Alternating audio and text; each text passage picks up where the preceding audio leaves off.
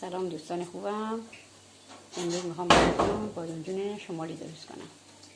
اینم بادمجون پوست کنده من، نمک زدم که تلخیش بره.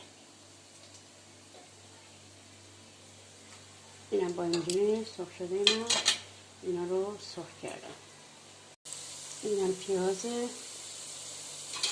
تفت دادم برای موادی که روش بشه بزنم. بعد پیاز رب آلوچه یا گوجه سبز،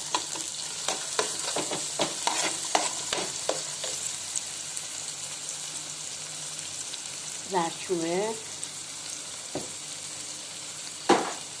فلفل سیاه، دوست داشته میتونید فلفل قرمز هم.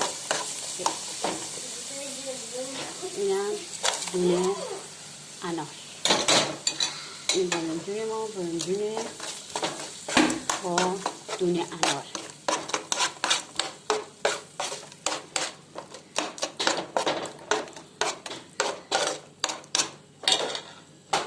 چون بادمجونا رو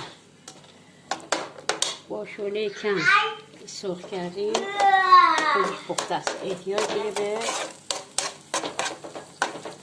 چیز نداره، پختن یا گذاشتن توی درمان.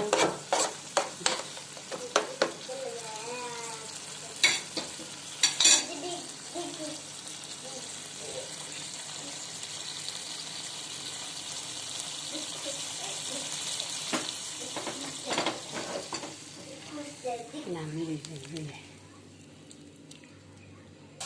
بادمجونایی که آماده کردم. این بادمجون شمالی، ناردون و پیاز. اینم